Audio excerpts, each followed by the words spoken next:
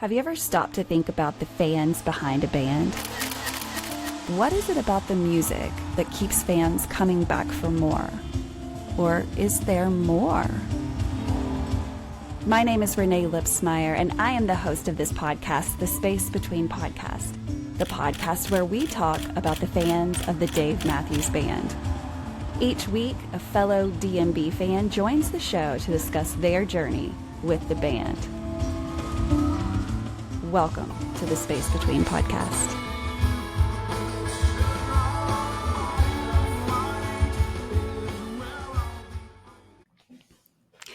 Hey guys, welcome to another episode of the Space Between Podcast, the podcast where we talk about the fans of a band that has been making music for over 30 years. If this is your very first time to listen to the Space Between Podcast, well, we are going to talk about one band, and that band is actually getting inducted into the Rock and Roll Hall of Fame this October. So we are talking about the Dave Matthews Band. Every episode, I invite one of their thousands of fans from all over the world to come onto the show to talk about their journey with this band, whether they've been with them from the beginning, which was 1991, or if they've just found them in the past 5 years. Everyone's journey looks a little bit different. And so that is what this show is about. I welcome you to the show. So today is like every episode, I have a guest that is on to tell us his journey with the Dave Matthews Band. So first of all, thank you so much for being willing to come on and kind of share your journey. Tell everyone who you are, where do you live, and just tell us a little bit about you. Awesome. Thanks so much, Renae. My name's Henry Hart. I live in St. Augustine Beach, Florida, although for the last almost 20 years, I spent most of that time just outside of Houston near the Woodlands. So much of my time in the last 15, 20 years has been going to Dave Matthews Band shows in the Woodlands outside of Houston. I work for a company called Sweetwater Sound. So I am in the sound audio business, hence the guitars back there. I work in their band and orchestra division. After having been with Guitar Center for about 15 years, hopped over to Sweetwater and building band and orchestra there. So when I watch Dave Matthews Band, there's a lot of stuff going on the stage.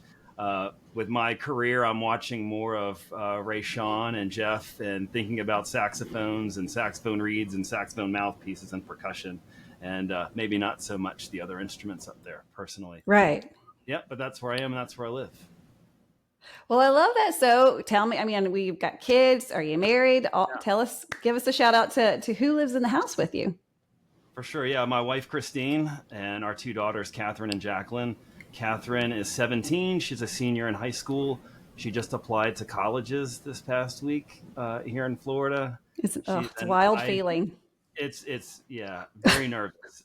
It is. But exciting, right? But exciting. Yeah, totally. Yeah, she's a great student. Yes. She's a straight A IB physics student, so she wants to do astrophysics at University of Florida. Wow. Literally rocket scientist is what she wants to do in space and all that stuff. Like, she comes home from school, she turns on YouTube on the TV downstairs, and she watches videos on like how a black hole works. And like, Dad, did you know the Earth is spinning and twirling while it's moving at this speed and all of that? And I'm just like, that's interesting. I struggled in algebra too in high school, but like that's right.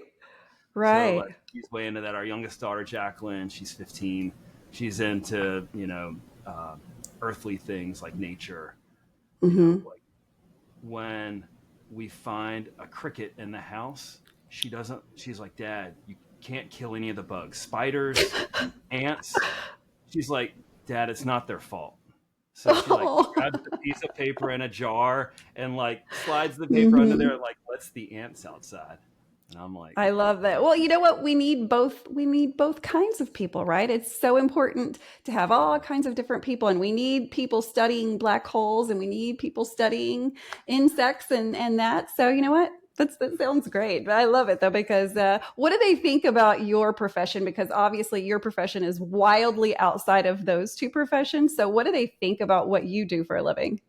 Everybody in this house loves music. So like, that's my amazing. wife was at the Black Crow show last night at the Amp here in St. Augustine. It's literally a mile away. Her and her person that she works with, she went to the show with. They walked home from the venue. Wow, that's nice. Yeah, isn't that amazing? Like, yeah, you love walking home. I would love that.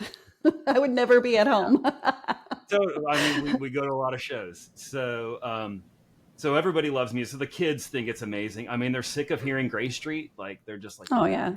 they That's going just to be my question is do they like the Dave Matthews Band? I mean, like they like close the door here in my room when the music comes on. Like, I mean, they know it, and you know they've been to a couple of shows. Catherine, the oldest, has taped a couple of shows with me. Jacqueline, see, she went to one of the shows in Jacksonville here this year, 2024. We all went to MSG 2022. That was their first time seeing Dave Matthews. wow. What a So trip though, because not only did they get the concert, which I'm sure was amazing to them, but you get New York City. And so correct. taking two Yeah. girls to New York City, wow. Yeah, it was actually the second time going. We drove from Texas to New York in 2015, so they were Oh wow. 6 and 8. So like, you know, we were talking earlier about like which era of your kids' lives is like your favorite, like 6 and 8 in New York City, like the Empire, not the Empire State Building, the Statue of Liberty, like going to the Statue of Liberty and a picture of them like doing the Oh pose, like yeah. like holding a book at 6 years old. Like, yeah, that was awesome. But anyway, so yes, they were 13 and 15. So yes, New York City with kids that age is great.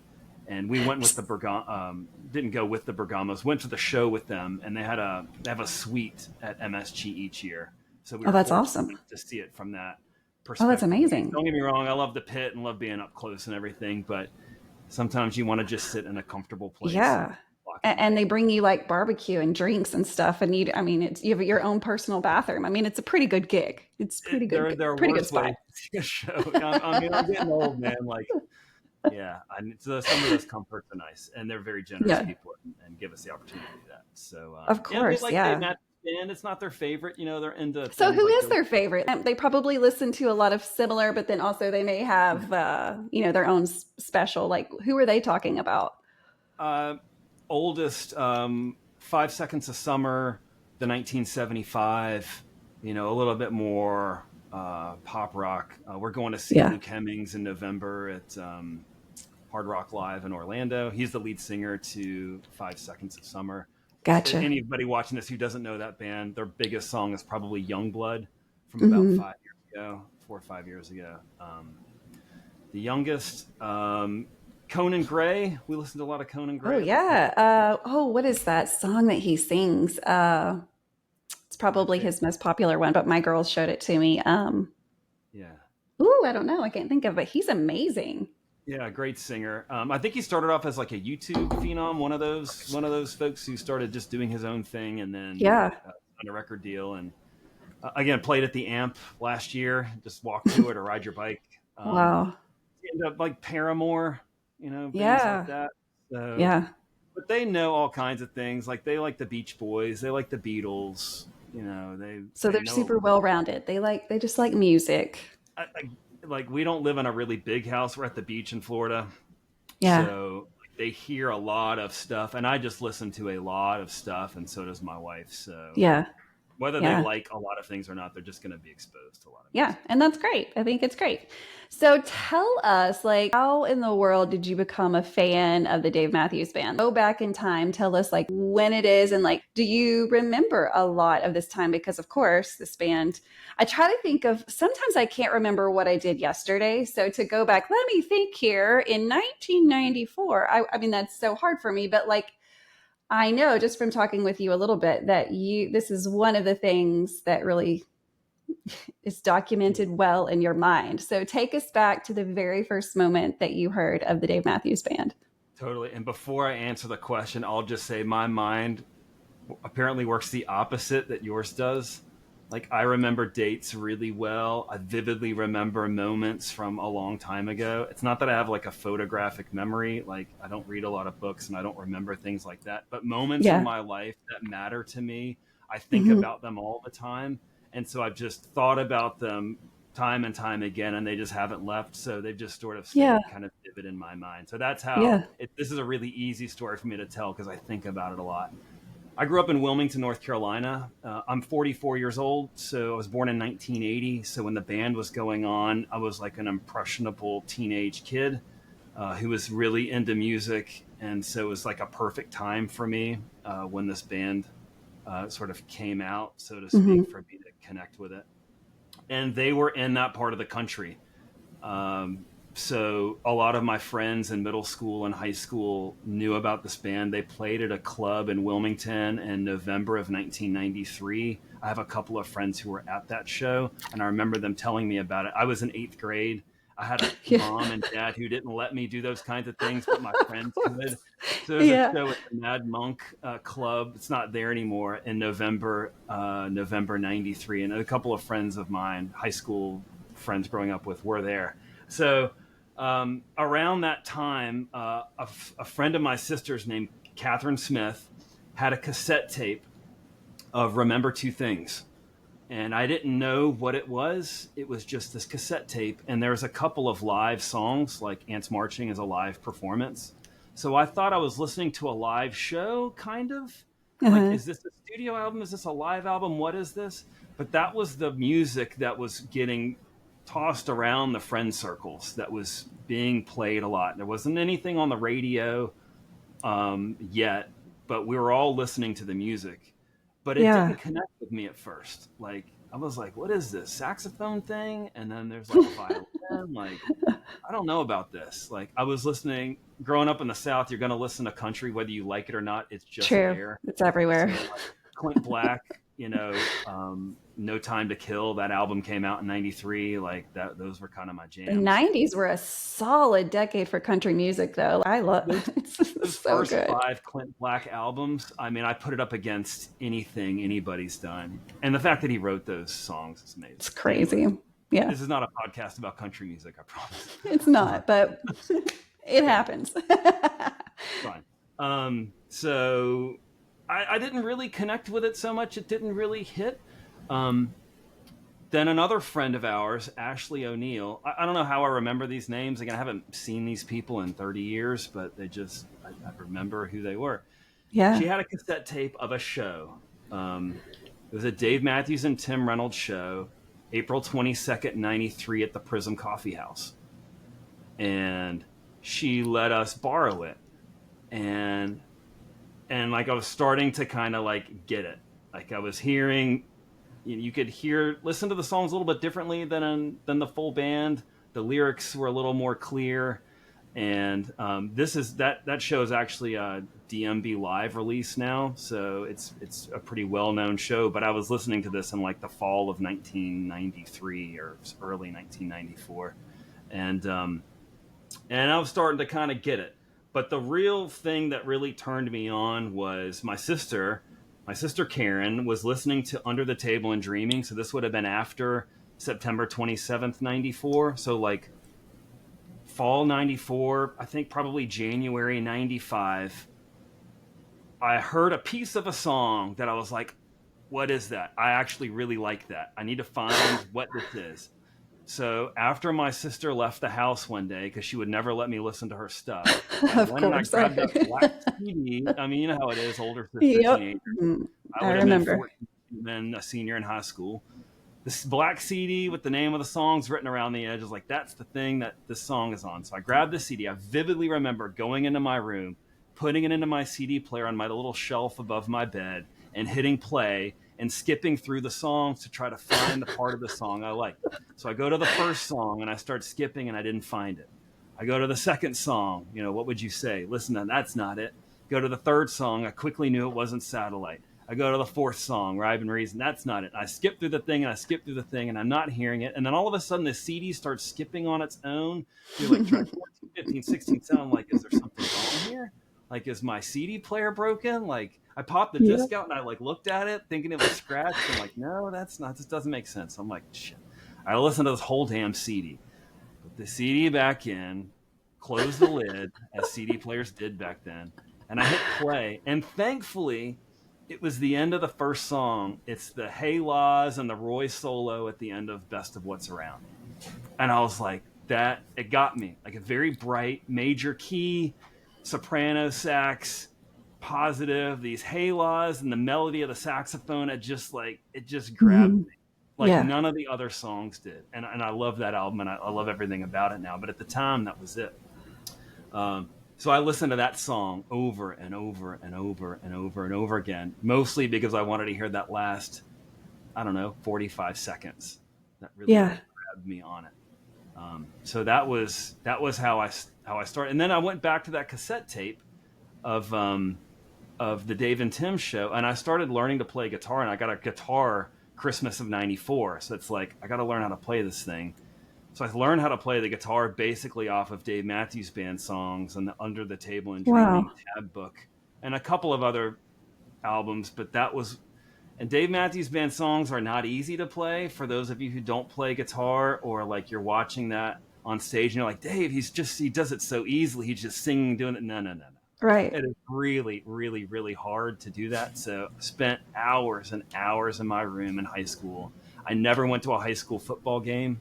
I didn't play high school sports. I played club sports. I didn't go to a high school party. I wasn't into any of that. I sat in my room and I played guitar, and I learned off of like Satellite, Rhyme and Reason. Wow. So you taught yourself essentially. I mean, you were listening, but you were trying to figure it out on your own.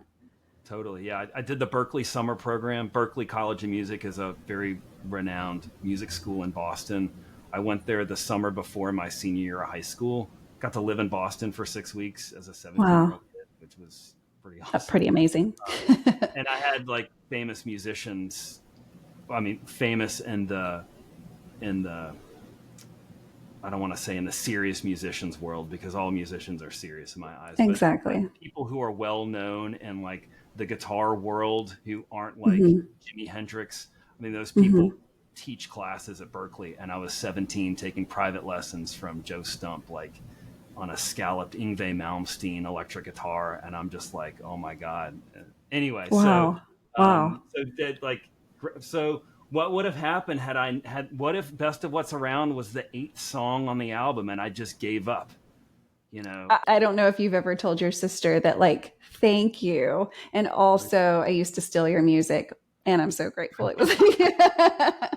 Have She you? knows. She knows that this whole journey that I've been on, and like all started because of those things and those Hmm. moments when we were kids, and these Hmm. cassette tapes and these friends of hers, and me wanting to hang out with her and hang out with the older kids. She's my older sister. Yeah. All of that is what started. Now, had that not happened, would I have found it some other way? Probably, just being in Wilmington Sure. and listening to the music that I was listening to. But it makes for a great story the way that it went. No, I love So it. I love it. Yeah, it came from your family, so that's awesome. yeah. So so that's how it started. And then, as many of us as we can tell behind you on the wall, you don't just like listen to a band casually. Like I'm sort of an all or nothing kind of person. I don't do anything Mhm. sort of like It's either 100% or 0%. That's my correct. motto. Yes. Including like household chores and all. So 100%. Yep. so I became the kid at school who was into three things: drawing, Oasis, which was the other Mhm. band I was into, and Dave Matthews Band. Like I wore the T-shirts, referenced it in everything I did, joked about it, talked about it. Everybody kind of knew that I was like that was the thing that I The was number doing. one fan. I'm the number one fan, and then wanting more music.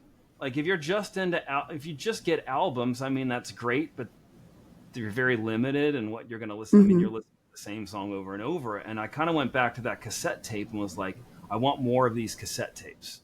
Yeah. So and this is in the beginning of the internet. Again, there's probably some younger folks that listen to this too. Like this was all happening when the internet was literally being invented.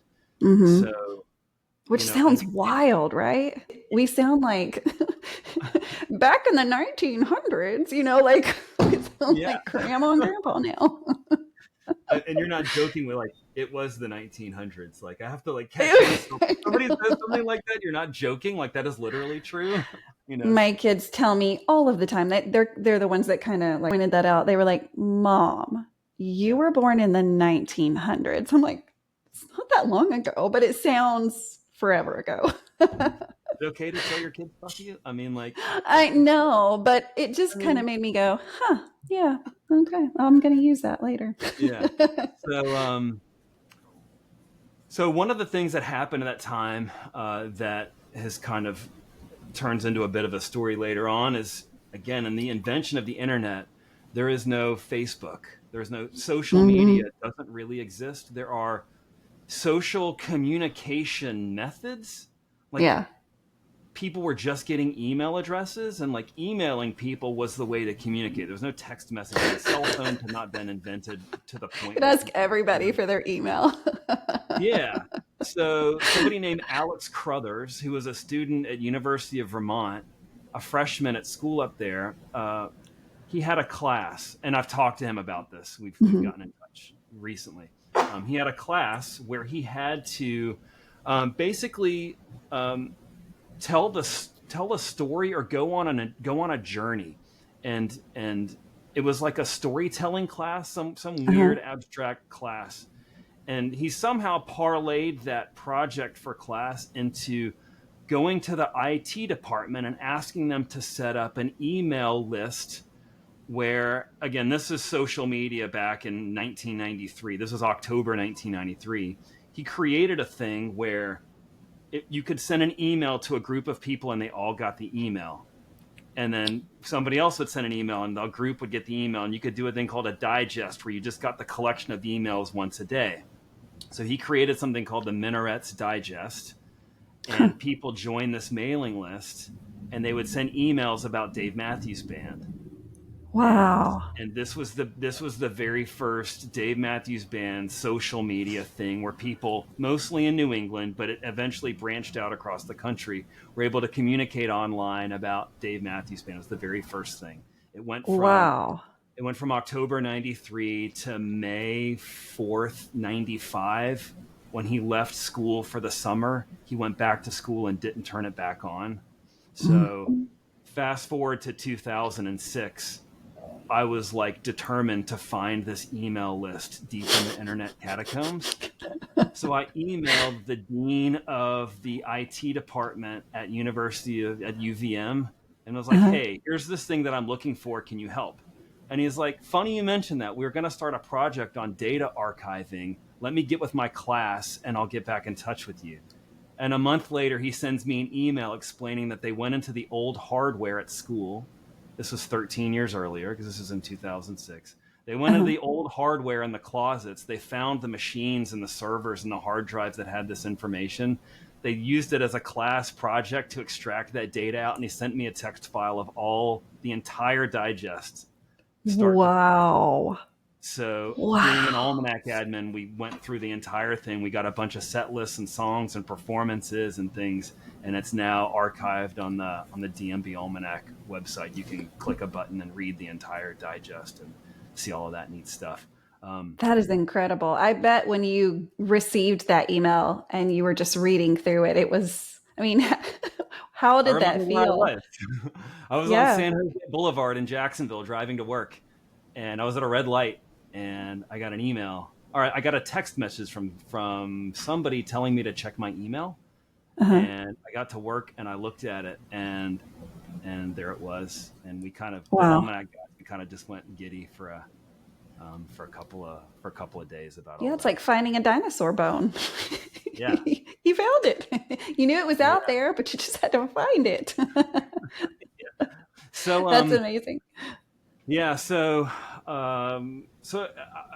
anyway, back to the beginning of the internet and wanting more live shows. You start trading cassette tapes of live Mhm. shows, and this was our DMB hub, or Yeah. the places where you go to listen to live Dave Matthews Band music, or wherever you go to download those shows, or however you get them now. The way you got it back in the day was people mailed these cassette tapes to you, and sometimes they would So, have these neat little, like, labels in them, wow. Wow. and this is how, the sound of a cassette tape coming out of a case is just It's like something my that we're never gonna, childhood. yeah, like we're never gonna Yeah. forget. And just built a No. collection of these cassette tapes because I wasn't old enough to go to concerts.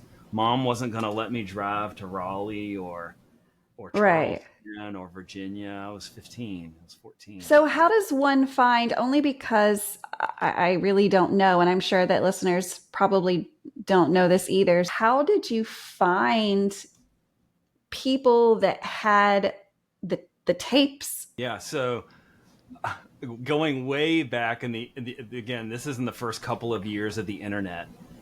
Websites were very basic, like basic colors, basic text, basic links. Google hadn't been invented yet.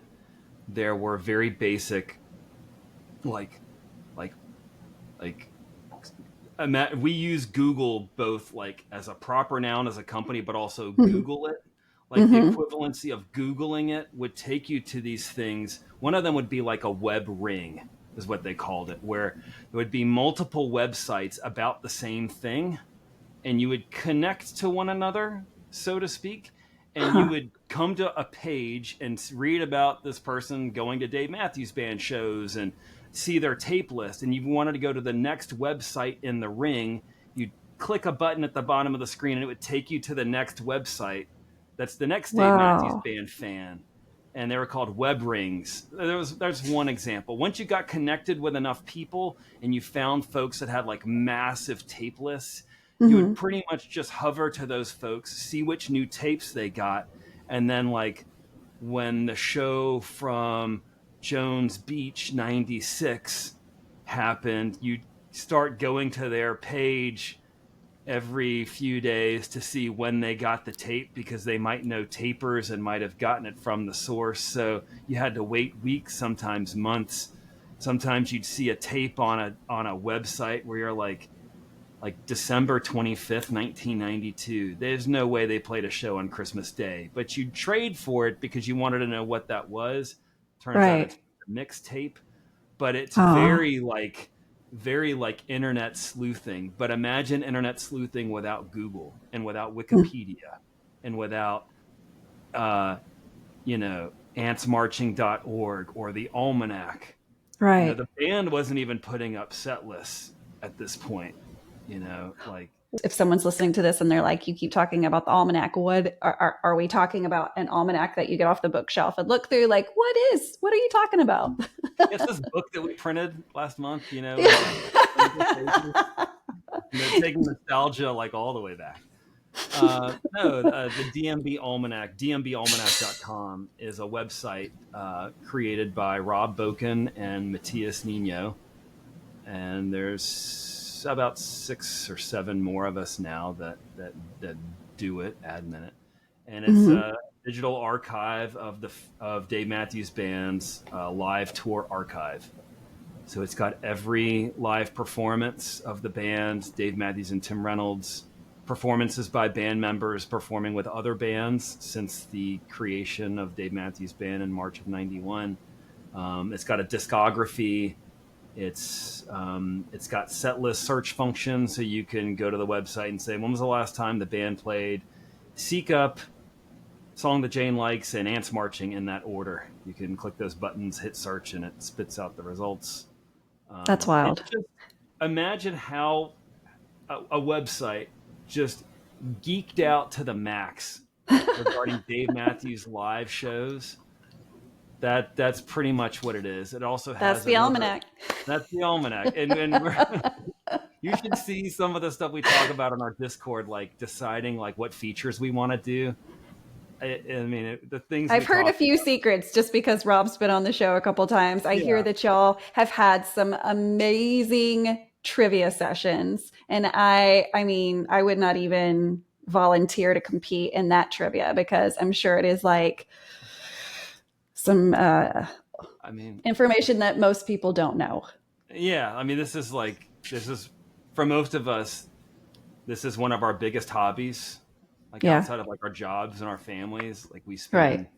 spend. I mean, sometimes we'll spend hours and hours a weekend, like just grinding hard on information to put on that website. And so you just start Yeah, memorizing dates and venues and special performances and encores and things like that. So when I refer to right. the Almanac, I'm just talking about that website, which I've been a Yeah. part of since it was started on April 2nd, 2002. and I knew all the guys then, but I became a part of it later that year. Um, in 2003, after I graduated from college, I spent most of that summer entering in song times and venue info and all of that for all of the shows up to that point. So this is summer of 2003, so it's the first 10 years of the band. So most of the song times from shows up to that point, most of the show notes that you see at the top of a show page, Yeah. most of those from those older shows. Of course, we found new shows since then, but most of that stuff was the work that I did in Wow. 2003 in a couple of months. So is there a date on record or a date that you think you're close to when what show was the first show that someone like a fan taped? That I mean, has that ever been something we found out? Yeah. And you don't have to know it off that you didn't know I was going to ask you that, but Yeah. Well, there's some tapes from August 1991. Well, there's two answers to this question in my opinion, and this might be wrong, but this is what I think, knowing what I believe I know. There's the tapes that we have, which is almost all of it. Mhm. I mean, pretty much everything since 90, most of 95. We have almost every show, 99 point something percent of it. Yeah. But there were people recording back then who, for whatever reason, and I'm not being critical of it, they have not released those recordings out there. Yeah. There's people who have personal collections of some of this stuff that, right or wrong, good or bad, has monetary value probably now. Mhm. That they Mhm. probably have recordings that the band might not have. And so they don't feel obligated to share it just because. And again, I'm not being critical of that. Yeah. If you taped a Yeah. show in July of 91 and it's your cassette in your closet, that's your cassette in your closet. It's between Right. you and the band. If you want to sell it, or probably selling it to them is probably what would happen there. So um, Stefan has a recording of the band's first show in March of 91. He's put out recently from it, but he shared a picture, I think on X, Twitter at the time, a picture of the cassette tape.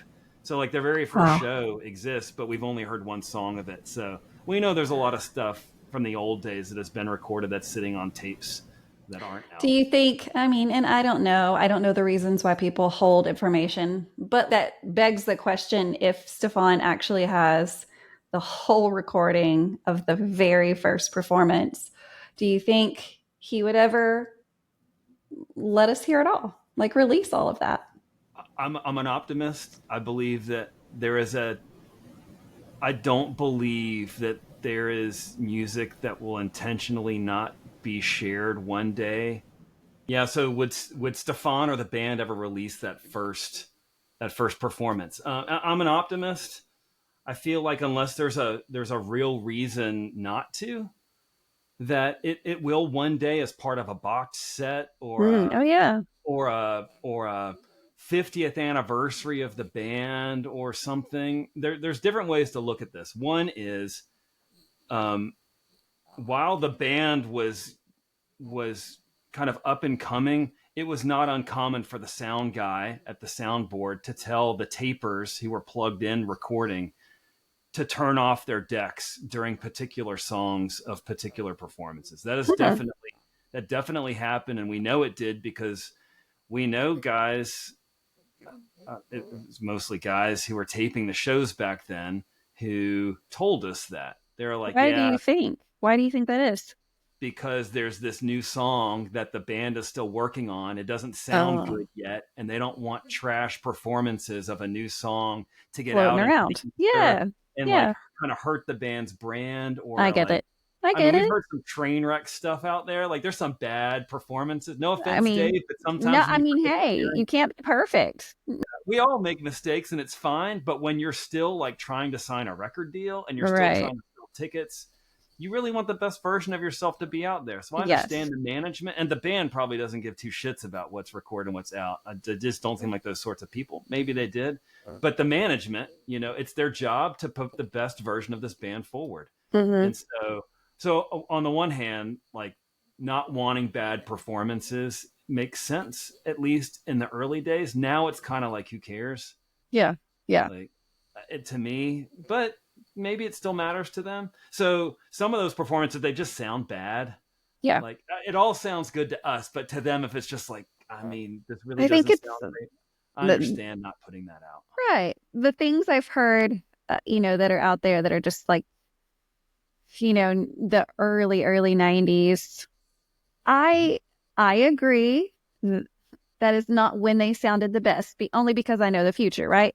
However, it's kind of like for me, and I'm just going to explain it the way my brain works, but like, how earlier we talked about watching the progression of our children and like all of the little things that we've taught them, the things they've picked Mm-hmm. up along the way from different blah, blah, blah. And then they've turned into this.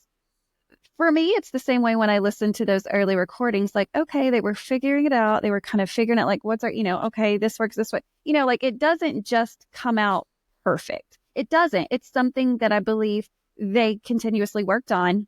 And obviously that hard work paid off because, it just really worked out for them. But that's the way I listen to that. I don't criticize it. I Yeah. recognize Mm-hmm. what it is and how awesome it is to be able to kind of see those baby steps before they started running. And I totally agree. And a good example of that is the sound check from, I want to say it's July 28th, 1992. We have the recording of the sound check before that show. I Mm-hmm. think it's either at Tracks or Flood Zone, one of those just regular just Yeah. shows.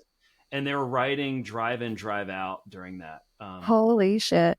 So July 8th was really the beginning of it. We have that sound check too. But July 28th has some really, really good, um, literally the band writing the song.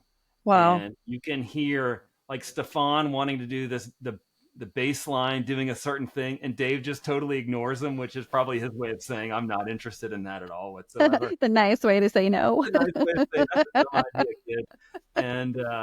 And so like so you can hear like, and then August 4th is sort of when the first performance of that song like really happened properly.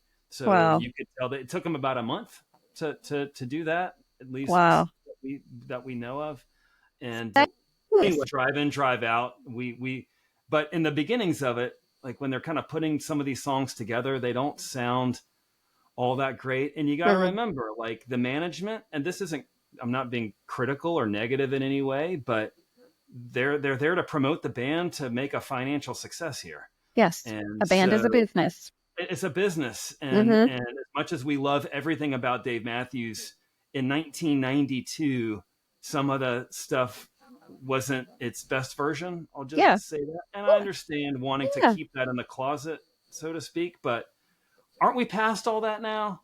Like, isn't For it kind of sure. cool to kind of listen to some of the flaws? I think like Absolutely. what do we even care about that stuff anymore? But at the same time, if they want to continue the business, you're going to need something to sell when the band isn't making new music anymore. Mm-hmm. So Mm-hmm. maybe a lot of the stuff just being held on to just provide more for us in the future as opposed to just dumping it all out there and then what do we have to look forward to? So. No, that's really cool. And as you've said that, I thought about all the things I've seen, from other artists or, even show episodes where, well after those shows or well after that musician has quit, there'll be a special release of things people have never heard before, like there's that push to get it and, or never before scenes of whatever shows. And so hopefully, I mean, I'm sure that they are the smartest business people ever because they've done so well. But, that I've just never thought about that. And so I'm sure there will be a lot of things that, hopefully we will be here long enough to see, it'll be our, hopefully it doesn't come out when our children, Yeah. give it to us. We'll love it. But I love the thought that the music will continue to be pushed in, for the future's sake, because, it's a piece of history. Yeah, I think they're the number two grossing live act in the last 40 years. And they've only been performing for 33 of those 40 years. And that's going up against U2, I think U2 is number one, I think, and number three is the Rolling Stones, or the other Wow. way around. And those folks have been around playing stadiums that entire time. Dave Matthews Band didn't play stadiums until 26 years ago, Yeah. and they're still number two act in the last 40 years. That's mind blowing, right? That's Yeah, mind blowing. So and I I think have to I'm gonna stop you just because we have yeah, to rewind time just a little bit because I think that this is important when it comes to telling your story. Uh, when did you finally make it to your very first show, and do you remember that night? vividly remember it. I can remember being at all 140 shows I was at, with the exception of maybe two or three. Wow. Yeah, my first show, I was 16. It was August 30th, 96. It's the first show of the fall tour. I rode up from Wilmington to Raleigh in a pickup truck with Jeff Pitts and Leah Eisenstein, and met up with my sister in Raleigh and a bunch of Jeff's college friends. So I'm a junior in high school hanging out at like college party at a house, and went to Dave Matthews that night. Met up with my sister that night too. And then Wow. after the show, went to my first like college party with a bunch of college kids at 16 in at NC State in Raleigh. Did your Uh, mom know you were doing any of this? um, Questions I my think of. mom never told me that she thought that might be happening, but where was I going to be and what was I going to be doing there? But the thing about this is, and it happens again in '97, and I'll get to that part of it. My mom knew how much this meant to me. Oh My yeah. mom, super strict, grew up in an English Victorian style household, immigrant from Canada to very English, very, very British, very proper parents with lots of rules and Hmm. all of that. And so that's the kind of upbringing I got in many ways. But there was a couple of exceptions to it, like letting me go to Boston to go to music school because Yeah. That. music was important in our family, and Yeah. letting me go see Dave Matthews Band because she saw the obsession. She saw that it was healthy and there were good things that came from it. It got me Hmm. into music and thinking about music. It taught me to play guitar, and in a household of musicians, my mom is a lifelong piano player and organist. She made exceptions, very very rare, very very rare exceptions to some of the rules. Like I had 9 o'clock curfew all through high school, kind of Yeah. rules like that. Yeah. Wasn't allowed to have a car. I wasn't allowed to have a job because if I had a job, I had money and I could do things my mom couldn't control. So she Oh never. yeah. Yeah. So like Yeah. that's. But then I was able to go to Raleigh for a weekend to go to Dave Matthews. That's amazing. So that Thank was you, Mama. Right? Thank you, Mama. yeah, yeah, It she's all changed right. your All right. life. It changed your life. Totally. And then the second, so at that show, I got a complete little thing in the encore, which is a super rare song. We'll probably never get again like that. My second show was 2 nights later in Charlotte. That was just with my sister. Yeah. Um, and Darius Rucker came out at the encore and sang Granny Oh, that's really cool. show, which was Wow. pretty special. Yeah. Um, yeah, and I remember those. I remember riding in my sister's car from Raleigh to Charlotte, going to the show, and my sister was going to Appalachian State in Boone at the time. So after that show, this was Labor Day weekend. So the Sunday night, we drove up to Boone, and I stayed in my sister's dorm at Appalachian State. She had a ferret in there that nobody knew about. Remember that? And the There's next always morning, things in dorms, right? Always. we don't need to go there, but yes, and then I remember my mom picking me up the next morning, and it turns out 2 years later I went to college at Appalachian State, and that was my freshman dorm, just coincidentally the same. That's Same crazy. place my sister stayed in that year at Boone. So, how do you go from finding the music, starting to go to the shows, to elevating your fan experience to get involved in things like the Almanac? How does that happen? Yeah, I mean, I have a bit of a obsessive personality. Like I don't do things kind of casually. I only Mhm. like do it all the way. Yeah. Um, so being into this band, I was as into it as I could like physically and monetarily be Yeah. as a 16 and 17-year-old kid. So like my next show is Dave Matthews and Tim Reynolds in Columbia, South Carolina, February 7th, 97. Hmm. Again, with my sister. We parlayed it with a trip to see my uncle who lived in Columbia at the time. Um, my next show after that was the last full band, Let You Down, June 20th, 97 in Raleigh. For my Wow. birthday, my mom bought me a ticket for Dave Matthews Band. My mom let me drive by myself to Raleigh, go to the show, and then drive home. But I didn't drive Wow. home because I ran into a friend that I met at summer camp the week before. And she said, "Hey, come back to our house and just crash at my house. My parents are there. A bunch of friends are there. You don't want to go all the way back to Wilmington." So I'm like, this sounds like a great idea. So Yes. I go back to her house. Her parents were there. It was all good. And I Yeah. called my mom from somebody's house in Raleigh. Again, this is the mom that gives me a 9 o'clock curfew. Freaking midnight. I'm in Raleigh and I'm Oh telling her God. I'm going to stay at some girl's house in Raleigh that she's never met, Oh doesn't know. God. And my mom was like, "It's okay. Just What? come home tomorrow. It's fine." And it was What? fine. There's no Wow. shenanigans. There's no drinking. None of that. I just Yeah, wanted a yeah. place to stay, so I didn't drive home from Raleigh. Were you Uh, expecting her to say no? I didn't really care what she said because she couldn't make me come home. So I was basically telling her what I was Well, doing, there and you I was go. just going to take the consequences. There you Like, go. you're 100 miles Yeah. away, mom. What are you going Yeah. to do? Yeah. Thankfully, I didn't have to go there with her because it would have totally pissed her off. Right?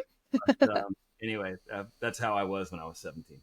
Yeah. Um, but then after, and you can kind of tell from that upbringing, I wasn't going to stick around at the house. I went to school in Boone, which is all the way across North Carolina because it was as far as I could get away from home with in-state tuition, and I Mm-hmm. just lived my life like that. Um, I went to the Giant Stadium show in '98. Some kid from North Carolina, never been to New York before, never been to Giant Stadium. I went to that show in '98 because I wanted to go. I mean, I was on the phone with Ticketmaster at my house in Wilmington buying tickets to the show in New York because I told my mom, I graduate from high school on May 30th. This show is June 7th. You can't tell me what to do now. I'm going to the show. So it's like, what is she's got to just start to accept some of this stuff because like Mm-hmm. I'm growing up and things are just Yep. going to be different. Yeah. And I went to as many shows as I could. Went to a show at Hartford in '99. And you know, I just loved the band, loved the music, wanted to Yeah. meet people, wanted the Yeah. experience, wanted to drive all over the country and see all these places Yeah. and Things you had never experience done before, right? things Just we've get never out, done live before. life. Yeah. And I don't know if I'm ever going to do them again. And again, like I don't just go to a show. I go to all the shows that I can. I don't Hmm. just, you know, get a ticket. I want to get the best ticket that I Yeah. can afford at the time. And that's Yeah. just sort of how I did it. Yeah. Um, and then I got into taping. That's really when things kind of got nuts. So on May 7th, 2000, we created one of those email groups on the internet for tapers, for Dave Matthews Band tapers. I was Mhm. like, we need to get organized. We need to make sure we tape every single show. Let's create a group and a list and a website where we can sign up for things and You like took do charge. You were like the president of the fan club. You were like, here, this is what's happening. what's happening. I remember walking through the Walmart parking lot in Boone on that day, telling my girlfriend at the time, like, I think I just like started this thing, this group of people, because I want to make sure we get all the shows taped. So I bought a recording deck, I bought microphones and a thing, a preamp and cables and all that stuff and a stand, all that stuff that some of y'all see at shows, and started meeting friends online and going to that summer. I think I went to, I don't know, 15 shows that year, 17 Wow. shows that year. Why was it And important to you personally to tape the shows? Um, I a couple reasons. One is because I wanted to make them sound as good as possible. Hmm. Like I wanted Quality. good quality shows so Yeah. that we weren't listening like to windy and distant sounding stuff. Like a lot of the True. things we record now that sound good, like a lot of that focus came from that group and us like working on better tickets together and Yeah. doing that sort of thing. Um, but also, I love when people come up to me and they're like, "Wow, you're taping the show. Tell me about it." Or Yeah. like, "What's your name?" And you tell them your name and they know who you are because they downloaded a show that you taped last year, Yeah. or Yeah. that you mailed them some discs because it was all CDs back then. Right. and just connecting with people, and sort of a little bit of that, like, there's something kind of special about this. For sure. Like, people see tapers, at least back then, when it was CDs and tapes and you had to wait weeks to get things. They Hmm. saw them. They were kind of put a bit on a pedestal. What I wanted to do was remove all of that. Like, you don't need to wait 2 weeks to get a show just because some taper, that's the way they do it. Right. We can do this work. We can go home. We can do the computer things and create the discs in a day and get things out faster. Yeah. So it's not this sort of nostalgia, hard to get thing. I want to get this to the masses. Yeah. That's sort of always been my mindset with all of that. And also, it's just fun, like tech gear, recording devices, and DAT tapes and microphones and all that stuff we were doing back Yeah. then. It's just cool for us, and I've always loved it. Yeah. There's no way at the time that you could have known that this band was going to last for so long, and that because of all of those things that you enjoyed, you also ended up documenting history, because now we are so thankful that people did that, but for different reasons, right? Because it is history. And so, you probably weren't thinking of recording history at the time because you didn't know, but also you did. You played Well, a major role in that. this is the answer. Like, the more and more I've thought about what you just said, and when you're 20 years old at a concert in Cincinnati, and like the first show I taped was on my 20th birthday. It's the June 26, 2000 show at River Bend in Cincinnati. It's where I met a lot of my lifelong friends for the first time that day, as people were getting together before the show. I remember that show vividly. It's a Live Tracks release now. Wow. Um, at that time, you're just partying. You're Yeah. up late. You're driving all over the country, eating Taco Bell. Like you're the things you're looking forward. Like, you're Hmm. thinking about the next show, the next Right. tour, what this show's going to sound like. What are how many classes can I get away with skipping before I actually have to start going to school, because the gorge is right at the beginning of the school year. And there's these Yes. 2 shows before. Like, I walked into class my senior year 2 weeks after school started. And in my business law class, the professor is still taking attendance because it's the beginning of the semester. And Yeah. he gets to my name, and I'm like, here. And he's like, glad that you're joining us, Henry. Where you been? And I was like, I've been traveling around. And he's like, I hope you went to somewhere nice, like St. Thomas, St. Bart's. Like, I was in St. Louis, which was like the 2 shows the week before at the beginning of the 2002 tour. So that's what you're thinking about when you're young and you don't Right. care Right. about anything but just having fun. Yeah. Um, but now the way I see taping shows is 100 years from now, when we're all gone, and maybe even some of our kids are gone, there's going to Hmm. be some 15-year-old kid who listens to music, however you listen to music 100 years from now. A TV commercial, if we still have TVs, Amazon Music, maybe they're listening to an episode of a TV show and there's ants marching playing it. And this 15-year-old kid's going to be like, wow, I love that song. And they're Hmm. going to go find it.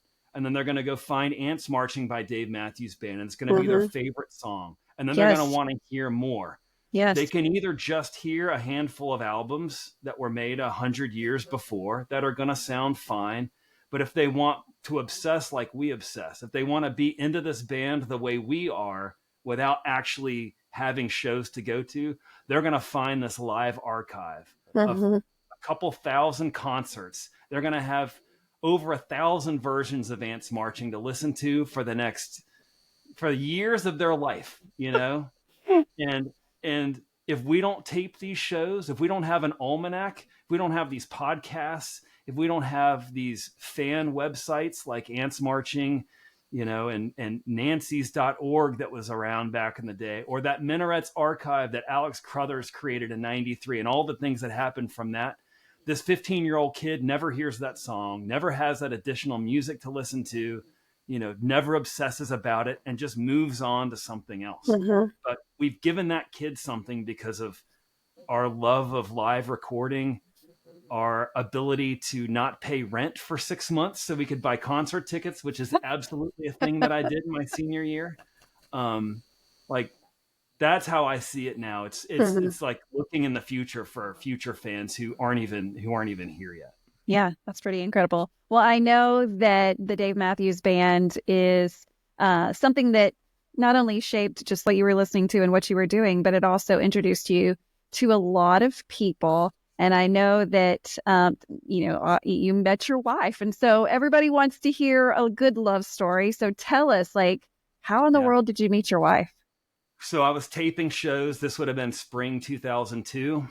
And the first show of that spring tour was in Washington, D.C. There's a bunch of us at MCI Center at that show. It was a great show. Second show was at State College, so at Penn State at the basketball arena. And some of us went to that show. I was front row there with Sarah Margulies. There's two great stories about this show. The first one was front row with my friend Sarah Margulies. She went to school at Chapel Hill, in the circle of Dave Matthews fans and friends at the time. I wasn't taping that night because somebody else was, and I started talking to the security guard running the rail just to like make conversation with somebody. Right. And I was like, Penn State, never been here before. He's like, yeah, I'm not from here. I'm from North Carolina. I was like, where are you from? He's like, well, I think he was from Winston-Salem maybe, but he's like, I went to school at Appalachian State, class of 85. I'm like, oh, I go to Appalachian State. And this was my senior year or my junior year, 2002. And I was like, where did you live? And he's like, I lived in this apartment complex. It was called Campus View. It's shaped kind of like an L. It had a couple of dorms behind it. I was like, what apartment number did you live in? He said he lived in B12. I was like, are you talking about the apartments with the kitchen booths and the stacked washer and dryer? He's like, yeah. What? I said, I live in B13. So a guy that graduated from Appalachian State, like 15, 17 years earlier, some middle-aged dude working security behind the rail at a Dave Matthews show. His last 2 years of college lived in the apartment, like the apartment room next door to mine. That's 17 crazy. years later. And if I didn't just start chatting with the security guard, I would have never known that we lived in the same place. Those moments are wild. Like I always say, it's such a small world when things like that happen because there's just too many factors. Like it was meant to be, because there's no other way you can explain that kind of thing. What are the odds? So anyway, so there's the one story. Now the other one was the guy taping a few rows behind me. I'd never met before, didn't know who he was. So I go up to him and I'm like, I know all the tapers and I don't know you. So what's your name? He says his name's Josh Kofer. A guy named Tim is who he was with. And I told him who I was. He's like, oh, I know your name. You're in the tapers group. Henry, you go to school in Boone. You do a lot of shows. So we just started talking. It was his first show taping. He didn't really know what he was doing. So I kind of like set up his gear and did some stuff for him and shook his hand and then left. That summer 2002, I went to 29 of the 34 shows. I was at every venue except Kansas City. Wow. So I was like West Palm, Camden, SPAC, Gorge, all of it except for Kansas City. I wasn't at that show. And Josh was at a lot of those shows and we just became friends. Yeah. And he was probably at maybe 15, probably half of them. And we just became really good friends and hung out there and then hung out at the shows that December. And I was graduating from school. I wasn't going to go to law school. I had a plan to move to New York City and hang with a friend that I changed my mind on. And I needed somewhere to go. I needed to do something. My parents weren't going to let me live at home. So I had a map where I drew lines on the highways to where all the Dave Matthews shows I went to and put red push pins in the map, like a map of the United States. Yeah. Put red push pins with all the venues, the Dave Matthews venues I'd been to. And this is like 2002, 2003. Push pins everywhere, lines all over the place. I still have the map down here. And so late one night, been drinking. It's like 3 a.m. We had a dartboard in the kitchen. And I took one of the darts and I threw it at the map. Vividly remember doing this. Threw it at the map and it landed in the Gulf of Mexico. And I was like, I'm going to move to Tampa because it's near where the dart is. And I'm just what I'm going to do.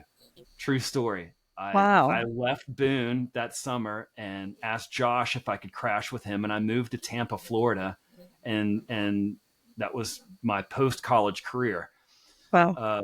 Started hanging out with Josh a lot. Again, I'm 23. I'm in a place like Tampa. He had some crazy friends, his 23-year-old life, and kind of couch hopping a little bit. Started working at a music store, which has turned into my career here 20 years later. And 6 months later, after the Super Bowl 2004, this is the Patriots Carolina Panthers Super Bowl in Houston in January 2004. I'm with a friend of Josh's, and we go out to Howl at the Moon at Channelside in Tampa, and one of Josh's friends is there, this girl named Christine. Apparently, we'd been hanging out in the same circles, and she remembered me. I don't exactly remember her, but apparently we were kind of hanging out in the same circles. And Josh like introduces me to her, and we just start hanging out. And here we are. That's 20 years ago. We're about to have our 19th wedding anniversary next month. Congratulations. Yeah. All because of the Dave Matthews Band. Walked up to a random taper at State College basketball arena at Penn State in 2002 and got to be friends with Josh and went to all those shows the next summer and threw the dart at the map and stayed close friends with him. And had all those things not happened, would I have ever met Christine in Tampa? I mean, maybe, but probably not. Hard to say. So, I never say that there are levels of fanship. Yeah, there's just people that have a little more knowledge about the band than others. But I would identify you as someone that, is a top level fan with lots of experience. And so when you met your wife or your future wife, was she into it as much as you were, or were there ever like, oh shit, you're like way more into this than what I thought?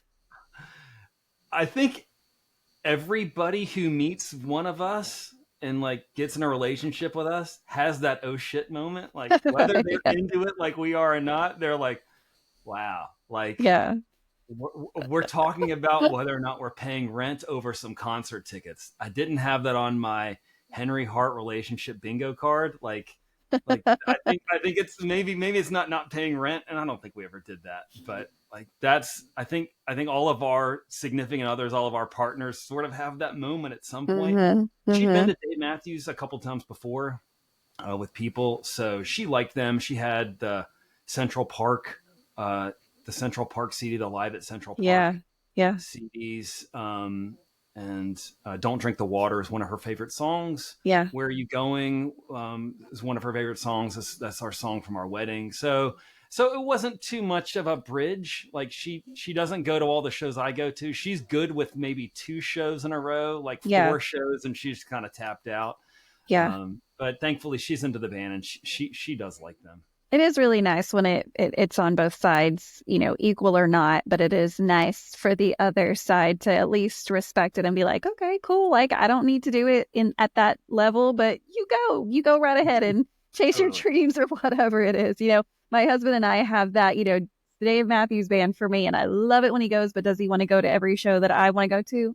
Definitely not. Probably and not. He has Razorback baseball. I live in the state of Arkansas, so we don't have professional sports in Arkansas. So we are just, diehard into our colleges. And so that is his Dave Matthews Band. That's kind of what our equal is. Like, he wants to go to every game. And the crazy thing about baseball is they have a lot of games. They have a lot of games. So, I'm like, well, it might equal out, actually.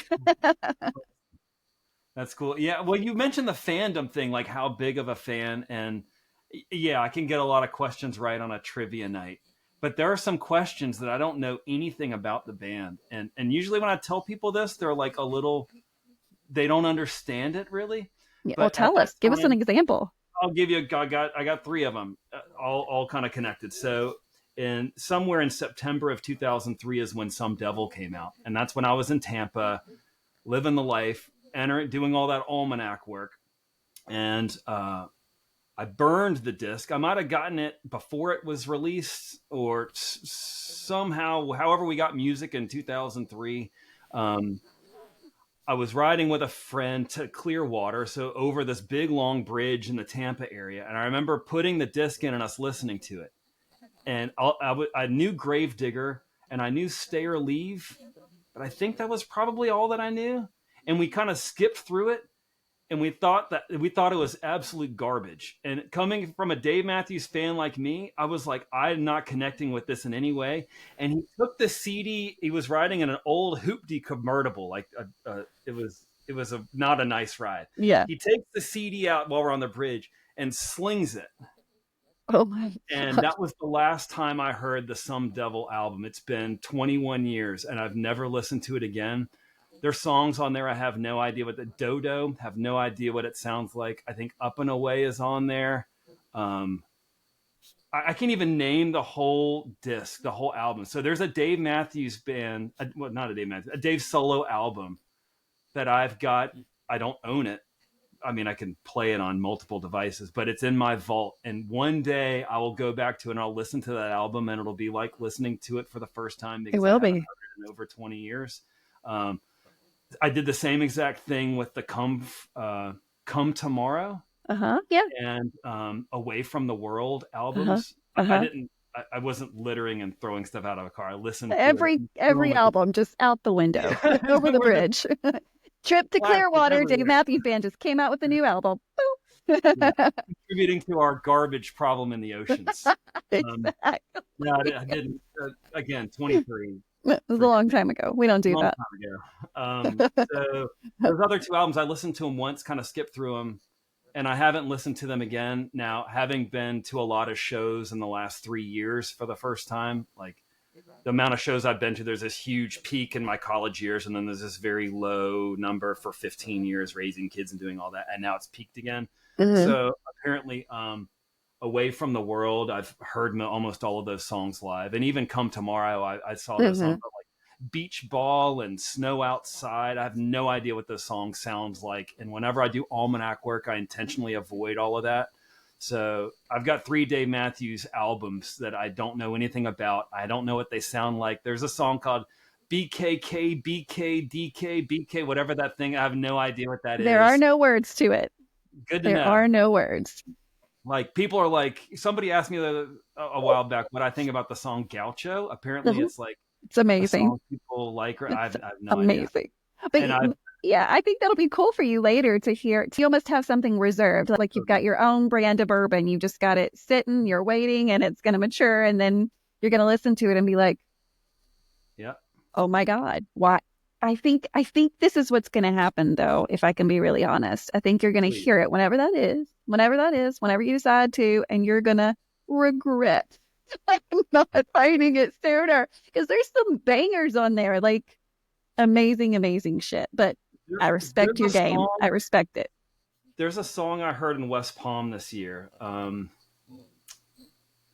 I don't even remember what it's called. They played it in the middle of the... Oh, there's another example. It's the song She. I think She is on one of those albums. It's on the Come Tomorrow album. I love that song. And I felt like I listened to it for the first time. This would have been at Greenville, South Carolina last November. I was at that show and they played it there, and I'm like, what is this song? I have to like tap people on the shoulder and ask them like, what is this? Like an almanac admin who's supposed to know all this stuff. I'm like, what is this song? And some of my friends like totally roll their eyes. Sometimes they bullshit me and give me song like Drunken Soldier. I had no idea what that was, and it's one of my friend's favorite songs. And he's like doesn't believe that I don't know what the song is, and like starts giving me a different song title and is like messing with me. Oh God, yes. But I mean, it turns out there's songs that I like really like on those albums. I'm thinking to myself, what about this did I not like when I heard it the first time? Especially, Some Devil. Damn. Yeah, I think what it is like Gray Street's my favorite song. I listen to it all the time. I listen to live versions of it all the time. I've got access to all of those live versions in our archive, and so I just pop them in and listen to them. And I think what I'm doing is I'm trying to find the next song that I like that much. And the odds of that happening are just very small. So I hold everything to this really high standard, and when it doesn't meet it, I just totally dismiss it. And so when nothing on the album was in the Gray Street standard of what I was wanting out of a song, I just immediately sort of like, this isn't good enough. Yeah. And if I don't open up a little bit more and allow myself to get past that, and weeks and months and now years pass, now it puts it in this place where, do I want to just listen to that album today, on a random on a random day of the week and just find, or do I want to like go one more year? Maybe or maybe just go let it 10 more happen years. naturally. Maybe you're at somebody's house and they have it on and you're like, what the fuck is this? And then they're like, it's this. And you're like, oh, I mean, I don't know how you would respond. Would you be like mad, like, shit, I was saving that? Or like, oh, okay, I guess this is when it's going to happen. I've never thought about that before, but I would have about 10 seconds to decide what I want to do, because that's once you go longer than that, you're now listening to the album and you're starting to figure out what this is. So Yes. like, if that ever happens, Renae, like I'll shoot you a message and be like, it's happening. Like, what do You I do? ran out of the house at a dinner party. You were like, Yeah. Yeah. oh, Anyway. that's so funny. Well, that blows my mind because of what you do and how long you've been going to shows, but also that you haven't heard everything intentionally. I would have never guessed that was part of your story. So I think that's going to blow some minds. Now, do you have people constantly trying to sell you a song? Like, have you heard this version of this song? So let me start by saying I've listened to every recorded, and by every recorded, I mean like 650 versions of Lover Laydown to do almanac work. So when it's like you're going to sell me on a version, this is probably what usually happens is I turn it around and I sell you on like 5 versions Oh, shit. for reasons. So like, Ooh, can we do that right now? Can we do that on my, yeah, we can do it on my show. I'm going to give you my favorite version of my song and I want you to come back with one that's better. if it's Gaucho, this is going to be No. Okay. Yeah. Here we go. This is just the song that I always talk about because it's so good. You Might Die Trying. That's not my favorite song out of all of their song, but this version of this song is my favorite thing. Wrigley Field. So You Might Die Trying is probably one of my bottom 10 songs, and everybody's got a bottom 10. It's my, so, but I can tell you about a particular version. So they played it at the end of the Encore in Houston. I want to say this is probably 2018. Maybe 2016, and I think we all walked out mid-song, and for the rest of the night we were just so disappointed that they played that we wanted to hear like 50 other things. Oh, wow. So that's a song that I don't know a ton about because I don't Well, personally listen to it here's a lot. why I picked that song out. Again, that's not my favorite like song. And if you had to ask me what my favorite song is, I honestly don't have an answer for you. It comes in waves. The last 2 to 3 minutes of that song, and I want to say that version on that live album, I don't know, maybe 8-ish minutes, something like that. The last 3 minutes, I mean, everything about the last 3 minutes, from the way Dave projects his voice and the way he does his scatting, and then the sound of the trumpet, like being in the perfect place as he's scatting, and like just all came together. And when I tell people often, like, listen to this version of this song, but really just fast forward it to the last 3 minutes, because that's what I'm talking about. Yeah, it's incredible. It's incredible. I mean, I love Buddy, and I love the way he plays, and I like what he adds to the band. I also like Boyd. Like, oh yeah. you know, he's just fits really well in those songs. And frankly, I listen to a lot more Dave Matthews Band music from the 90s than I listen to the recent stuff. Not because the recent stuff isn't great. It's just different. And it is completely different. You know, if you really like Leroy's style of jazz playing, it's different from Jeff's. So you might just listen to more of those pre-2009 shows. So I would probably pick something, if we were talking about You Might Die Trying, I'd pick something in the Boyd era. Probably not when the song came out. So maybe, 2014 or 2015. I don't know how often they were playing it back then, but somewhere in that era is when I would, if I was just going blind into, let's just listen to some versions of You Might Die Trying and see which one I like, I'd probably start in there because I'd be more likely to. 2014, 2015. You've given me homework, and honestly, I dig it. So another deep dive. So Lover Laydown, earlier this year, I listened to all of the performances of Lover Lay Down that we have to do some notes on the Leroy solos. Uh-huh. So Leroy will play little melodies from other songs when he's doing solos, and we enter all those notes in the almanac. Uh-huh. So I got to listen to all of that to make sure we get all the notes. So I would, I live near the beach. I'd go walk on the beach a couple times a day, and I'd use my phone and go into the server and go to the next Lover Lay Down and listen to that stuff. And so I listened to them all. Wow. And December 2nd, 93, in my opinion, is the best performance of Lover Lay Down.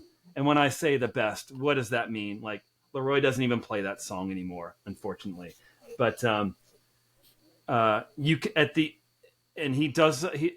There's nothing unique about it. The band doesn't do something totally different. It's played normally, but Leroy's solo in that particular performance, I think, is so special. And at the very end of the song, as Carter's, hitting those cymbals at the very end and the notes are fading out, Dave says, "The one and only Leroy Moore." And he says it in a way, and I've heard Dave say, "Carter Beaufort on the drums, Stefano started." I've heard him do that thousands of times, countless times, more than most people ever hear. And he says it in a way that you can tell that Dave isn't just saying, "That's my sax guy, give him a hand." You can tell that he was like, "Holy shit, Leroy took this song and played these notes in a place I've never heard him play before."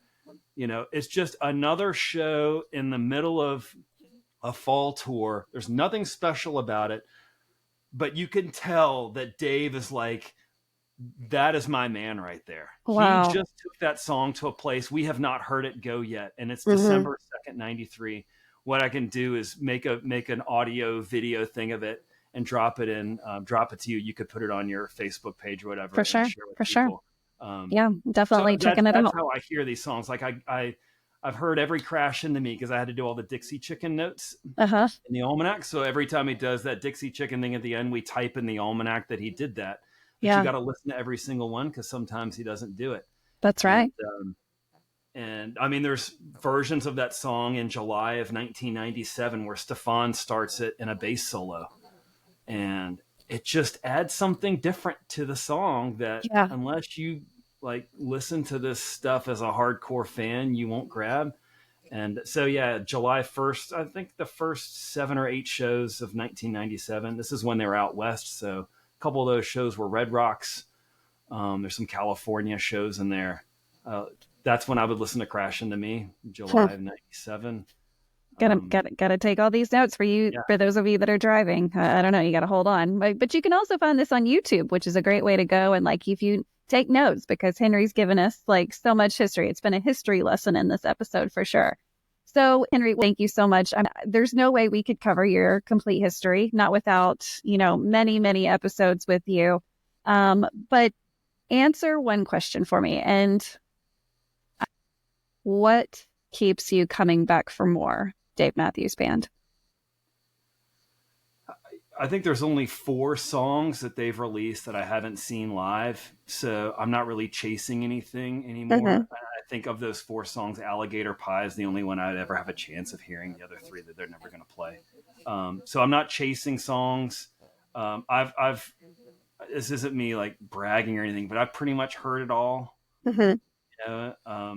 I'm there for the friends, meeting new people. I'm at a place in my life where I'm starting to look back more than I'm looking forward. I'm not really thinking about the next gig at work, although I'm ambitious and I love my job and the people I work with, and good things will happen if I do good things, but I'm not really thinking about that. We live in probably what is going to be our forever home here at the beach. But I think about those shows I went to 25 years ago all the time. I think about what it was like being in Wilmington, starting this whole music journey thing that has been my professional career. I think about that almanac work and what the website was like back then. So by coming back to the new music and going to more shows, it's meeting new people like you and the other folks that we see at shows, and people coming up to me when I'm taping shows and making new friends. I don't care what they play. I don't have a favorite opener. I don't have a favorite closer. There's songs that I like and songs that I don't like, but I don't give 2 shits what Dave wants. Dave could play You Might Die Trying for 2.5 hours. I don't care. Like I'm not there staring at Dave for 2.5 hours. No offense to the people that do that. Yeah. He's probably not in my top 3 favorite musicians on the stage. It just, I'm watching Carter all night. I'm Yeah. watching, trying to figure out, is that the bass trumpet that Ray Sean is playing? Is that a C trumpet, or is it, B flat? Like that's how I think about music, what's going on in there. And of course I love the tunes and everything's great, but Of course. I see friends at shows that I haven't seen in 20 years. Yeah. Like, I would more look forward to that than hearing a version of, I was going to say, look more forward to seeing a friend I haven't seen in 20 years than a version of Lover Lay Down better than that December 2nd, 93. But I don't know. I'd probably rather hear a better version of that song than see some old friends, to be honest. But it's mostly the friends and connecting with them again after all these years. Yeah. Of being a part of this band, and also making more, documenting more of this band for that 15-year-old kid 100 years from now. Let's give them more podcasts. Let's give them more recordings. Let's give them more to love about this band, apart from just what the band gives us, I think. It's always the music that got us here, of course. Yeah. But there are so many other parts of it that keep us coming back for more. And like you mentioned, the community of people. I often tell my work friends or my, friends that live in the same city I do, when they're asking, like, why do you do what you do? It doesn't make any sense. One of the things that I can explain that they do understand is the fact that every time I go to a show, it's like a reunion. And it is the way I get to see these people outside of social media and things like that. But it's when I can connect with these people that I talk to on a very regular basis. And so, yes, we're all there to hear the music, and that is so much of it. But the people that are there and that we continue to connect with, and just hearing so many amazing stories like your story and whoever else shares their story. There's so many amazing stories out there. And so thank you for understanding that documenting this time on Earth is so important. And for those of you that are listening, why am I doing this podcast? Well, it is exactly that reason, documenting the fan side of the band. There are so many people that are documenting the music and the band and all of the ins and outs that have happened within that. But there is the other side of the story, the fans that supported this band, the fans that have been there from day one, the tapers, the traders, the people that traveled all over the United States, the people that were wondering, should I pay my rent or should I go to the Dave show? I mean, there's just so many amazing... Go to the show. They run another time. It's not important. It's not important. There's That's bars. right. They can't kick you out. Go to the show. Show's going to come and go. You're going to be a squatter so you could go to a Dave Matthews Band concert. But there's so many things that deserve to be documented because this has impacted so many people's lives. And so, yes, we want to continue to make sure that the history goes down, but I want to make sure that this time with these people who found love in some times where love was really hard to find. The Dave Matthews Band really got a lot of so many people through COVID, through and even before that and after that, some really tough things. And so I'm just making sure that this fan community that is because of the Dave Matthews Band is documented. And so each one of these episodes right now, I think I'm almost to 140 different fans. And so my job is to continue to document this time with as many fans as possible. And then once the band has retired in whatever way that looks like, there's no way to know the future, but once this form of the band is over, I'm working with some friends on turning this into a documentary, a love story kind of from the fans to the music. And so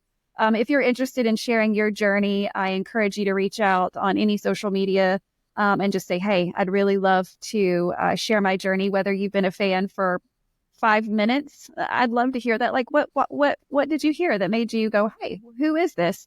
Or if you've been a fan for, over 30 years, definitely reach out to me. Henry, I can't thank you enough for sharing this time and your history with me. Yeah, thanks for having me. It's been great. Appreciate it. Absolutely. So guys, if you're listening to this on your favorite podcast app, just know that you can watch this on YouTube, just simply under the Space Between Podcast. And be sure to like us on all the socials, Facebook, simply under the Space Between Podcast. On Instagram, it's the Space Between _POD. And then TikTok, it's just the Space Between Podcast. So be sure to reach out if you're interested. But in the meantime, guys, peace, love, and Dave Matthews Band.